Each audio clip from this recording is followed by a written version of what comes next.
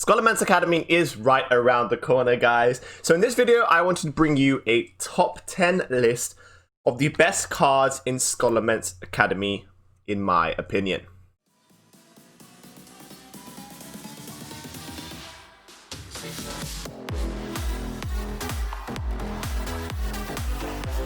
That's right, guys. In this episode, we are going to go through the top 10 cards that I think are going to be the most meta-defining and the most competitive from this expansion. Bear in mind that when I rate these cards, it's not only about how they are going to impact this meta specifically, but also about how they're going to impact future metas. I'm going to rate these cards based on how viable I think they're going to be for the whole 2 years that they're in Standard. So bear that in mind when you look at my top 10. And just a little disclaimer, of course, these are obviously my opinions, and I would love to hear yours, so let me know your top 10 list in the comment section down below. And without further ado, let's jump into it. Number 10. First up, we have Lightning Bloom, a Druid and Shaman dual class card. 0 mana, gain 2 mana crystals this turn only, overload 2.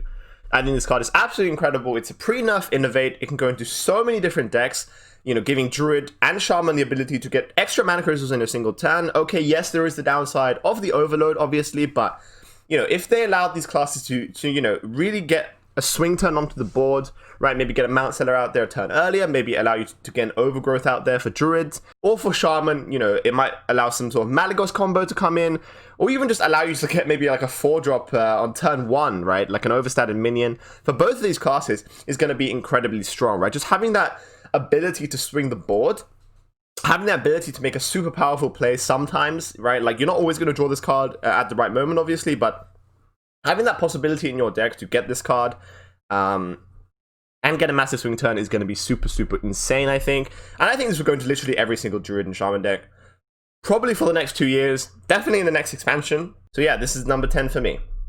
Fantastic card. Absolutely awesome. Number 9. Up next, we have Devoured Pupil, another dual class card, this time for Paladin and Priest. I think this card is super, super strong just because it uses a mechanic that historically has been really powerful in Hearthstone, and that is, you know, mana cheating, right, or mana discounting. I think about cards like, for example, Mountain Giant, which got Hall of Famed, Corridor Creeper, which got nerfed eventually.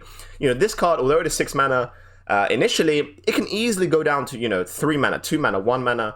In both of these classes, which, you know, make use of a lot of buffs, especially in Paladin, right? Paladin has a lot of buff cards that you can play on your own characters. And even in Priest, there are a lot as well. Think about stuff like Apotheosis, Grave Root, and Psyche Split. So I think in both of these decks, and in both of these classes, this card is going to see play. Just because, as I said, the fact that you can reduce the mana cost of this card makes it really, really strong. And I wouldn't be surprised if this was nerfed in its lifetime in Standard, maybe up to like 7 or 8 mana, because you can, you know, the tempo swing you can get with this card is going to be absolutely insane if you get this down for, you know, 0 mana or 1 mana, and even at a base, right, it's literally just Sunwalker, right, so there's a massive power creep on Sunwalker, and I think it's just a fantastic card for Paladin and Priest.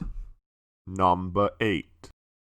Another Priest card up next, we have the Mind Render Elusia, a 2 mana 1/3 battlecry. Swap hands and decks with your opponent until your next turn.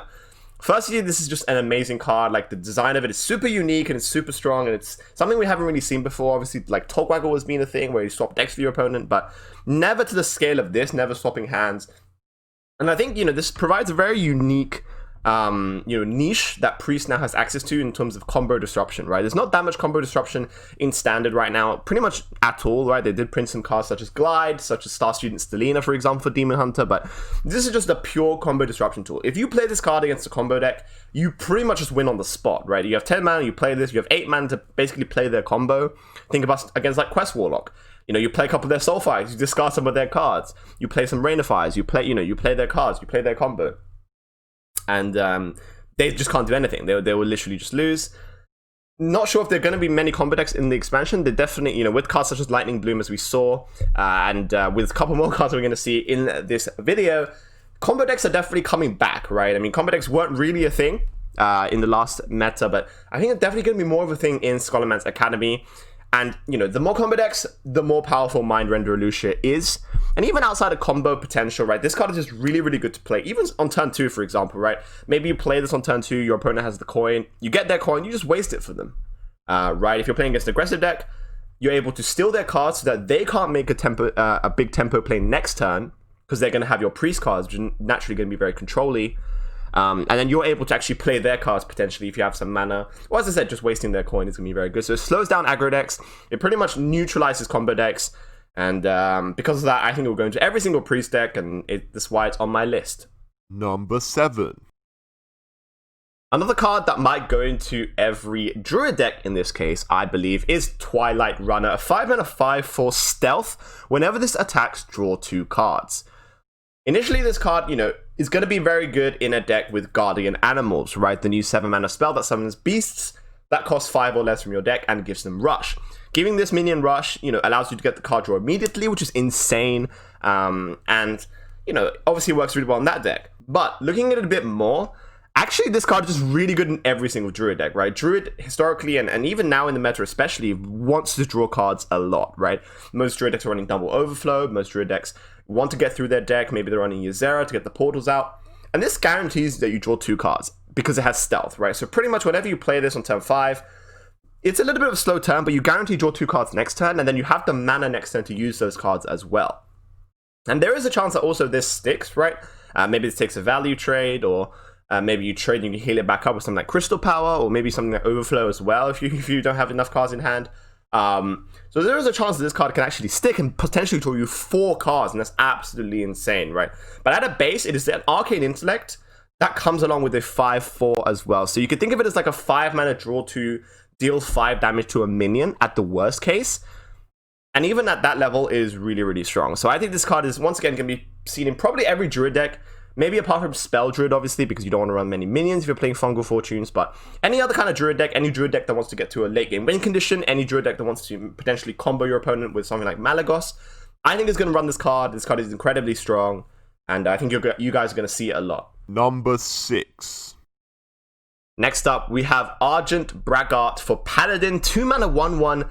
Battlecry, gain attack and health to match the highest in the battlefield. So how this card works is it will gain the attack of the highest attack minion on the battlefield, whether it's on your side or your opponent's side, and it will gain the health of the highest health minion on the battlefield. So it's separate, right?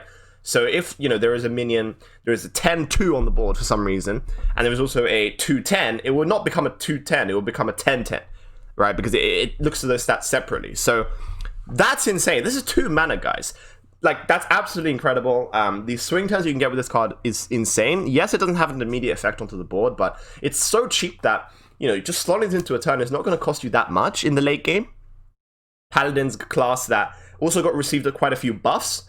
Already playing with stuff like, Libra of Hope, which is a big minion. They got Blessing of Authority as well, which is a massive buff. So yeah, if you jam this down after you played a buff on a minion, this is going to be an absolutely insane, right? It's going to easily become like a 6 attack, a plus minion, or 8 health minion pretty easily. And the fact that it's 2 mana, it's just such a massive swing turn. It's going to provide such a threat to your opponent. I mean, it's incredible. This is incredible. You do have to kind of be ahead onto the board a little bit, but because you can also gain the attack and health of your opponent's minions, I think even if you're, behind and maybe your opponent has a bigger minion than you play this. Yes, it doesn't have Taunt and it doesn't have Rush, so you can't immediately interact with that minion, but it's still, putting something onto the board in the late game potentially to try and come back and try and fight back with your opponent. So yeah, this is a really, really strong card, and that's why it's on my list. Number 5. Next up, we have a neutral card, Voracious Reader. 2-mana 1/3. At the end of your turn, draw until you have 3 cards. I mean, this is an insane refill card for any deck that wants to be aggressive, even potentially mid-range decks as well. Any deck now in the next 2 years that, is going to run out of resources, or is a deck that needs card draw, will play this card, right? This is a neutral card. You can go to any single class. And that's why I think it's so high up on my list, because of the fact it's neutral. You guys remember a card like Jeeves back in the day, which was a 4 mana and had a similar effect to this one. This is 2 mana less, right? You can slot this in so much easier now into your turns.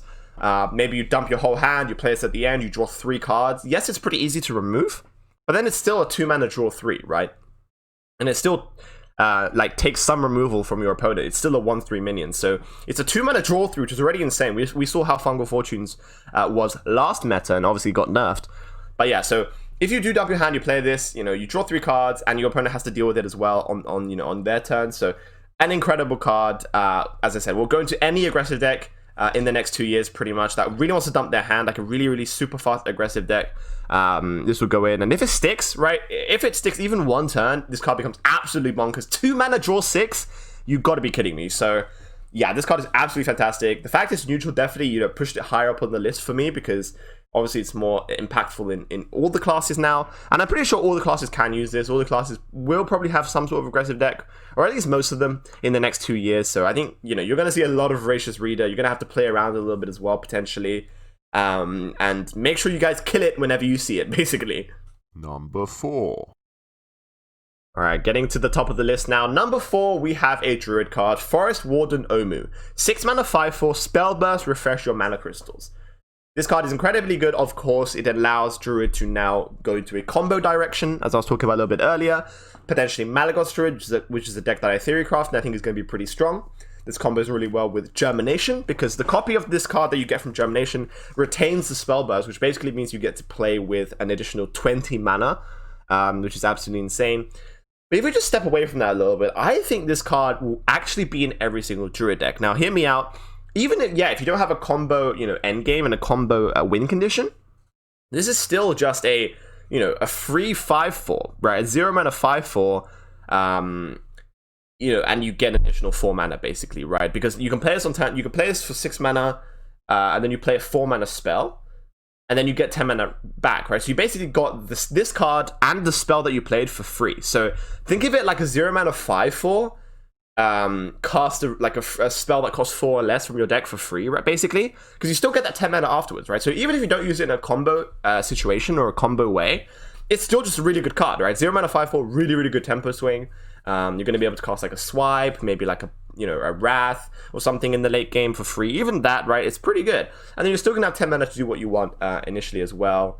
Also with potentially like Survival of the Fittest, you're going to be able to play this down as just a 0 mana minion and play a Survival Fittest alongside it, which are going to be really good, because obviously the issue with Survival of the Fittest is that when you play it, you're not going to be able to develop any minions at the same time, right? It's really, really slow. But with this card, and potentially with like Anubis Defender, if you play Survival of the Fittest, alongside this card, so you obviously play this first, and you play Spell, then you play Fittest, you're going to get, what, like a 9/8 on the board, plus a couple of Nubisafs. That's a really, really good turn. So I think this card is just generally really good in Druid. You know, it obviously opens up a lot of potential in the future as well, like Malagos Druid, and potentially other combos as well in the next 2 years, which is why I think it's so high. But also the fact that it can just go into every single Druid deck is why it's in 4th place for me. Number 3. Alright, now we're into the top 3, guys, and up next we have the dual class Demon Hunter and Hunter Legendary Ace Hunter Kareen. If you've seen my Theorycraft videos for these two classes, I have been ranting on about how good this card is. I think this card will see play in every single Demon Hunter and Hunter deck for the foreseeable future, potentially in the next 2 years. This is just a really, really good card to have. If you're ahead on board, it's fantastic. You're able to take value trades. If you're against an aggressive deck, you're able to basically win the whole board and potentially win the game as well if you're able to give your minions immune. And also you can give your face immune as well. These classes historically, I mean, Demon Hunter's only been out for a couple months, but they like to use weapons, right?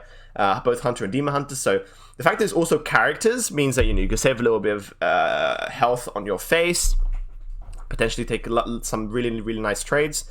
We saw how good Candle Shot was when it had the immune effect for Hunter. That weapon was absolutely insane. It was run in every single Hunter deck. And I honestly think this card will also be run in every single Demon Hunter and Hunter deck. Definitely for Scholomance Academy, and I think potentially in the future as well. It's just a really, really good card to play, either on turn 3 if you played some 1-drops and 2-drops, but also in the late game, right? If you have some like mid-range minions and you just want to take a trade with them, and you just want to protect them from getting damaged, yeah, play Ace Hunter Kareen. This is just good every part of the game. It's a great card. Number 2. Another great card, and number 2 on my list is Secret Passage for Rogue. A 1-mana spell. Replace your hand with 5 cards from your deck. Swap back next turn. This card is absolutely bonkers. I really, really wanted to put... I mean, you guys might be surprised that this is not number 1, right? I think everyone has realized the power level of this card. It's basically a 1-mana draw 5, guys. With not much downside at all, because, you know, if you play it in the early game, you can cycle and you can use some of that mana. Let's say you play it maybe on turn 4, turn 5. You can have 4 or 3 mana left to play some of the cards that you get from this, right? Maybe you didn't have the right cards in hand. Maybe you only drew late game cards. You can then play this just to cycle, right? Use it as a bit of a plot twist. Get some new cards to play on that turn and to kind of rescue that turn, right? Otherwise you wouldn't know how to play.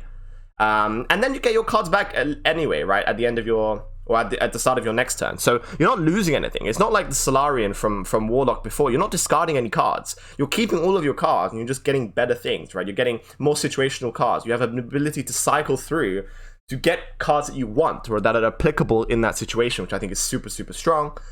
And also in like an aggressive road deck, if you run out of resources, this is just literally a 1 mana draw 5, right? In the late game, right, maybe you have 9 or 10 mana, you play this card, you're going to get 5 cards. If you're playing an aggro rogue, you're going to be, those cards will be pretty cheap, so you're going to be able to play all of them on the same turn.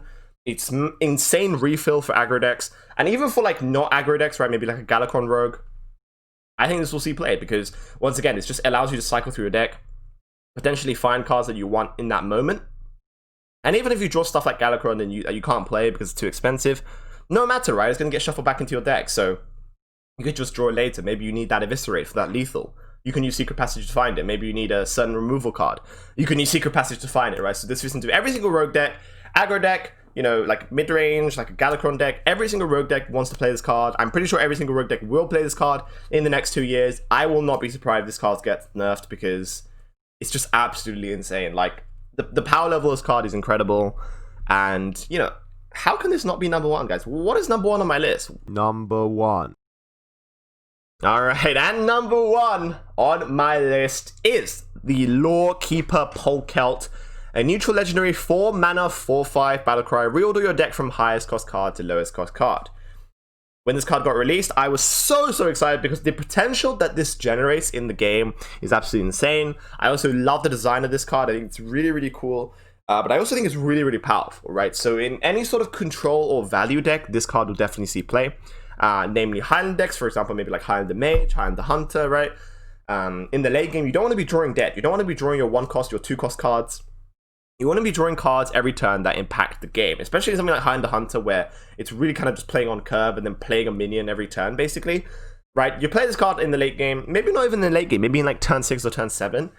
And then, your future draws are just going to be stuff like Alex Strauss, are going to be stuff like Argent Bragggart, going to be, Power of Creation or Deep Freeze, for example, in Mage. And also in every other deck, like, it's not just in Highland decks. Any sort of value control deck is going to be great with this card. Any sort of deck that, wants to draw Malagos, for example, right? 9 mana.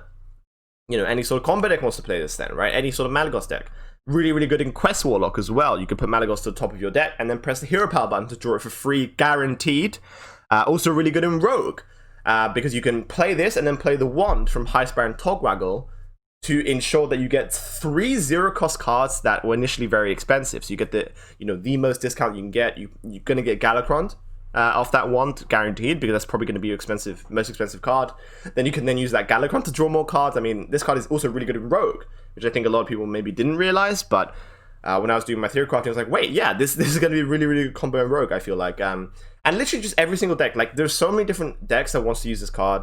I think the design is super, super nice. Like, it kind of, it rewards deck building a lot, which I think is really, really nice. Obviously, this is a card game, a game that has creativity, and I like how this card rewards creativity, right? Because you want to build your deck in a specific way that makes use of the high cost top end of your deck, but you also don't want to put too many high cost cards, because then otherwise you're going to draw dead in the early game, right? Because you really only want to play this card in the late game. Potentially this could even go into an aggro deck as well. Maybe you top out on turn 5 or turn 6 with 5 or 6 mana cards, and then you play this on turn 4. It guarantees you get a good card for the next turn, right? Good card to draw. Think about Demon Hunter. You could guarantee put Skull of Gul'dan at the top of your deck.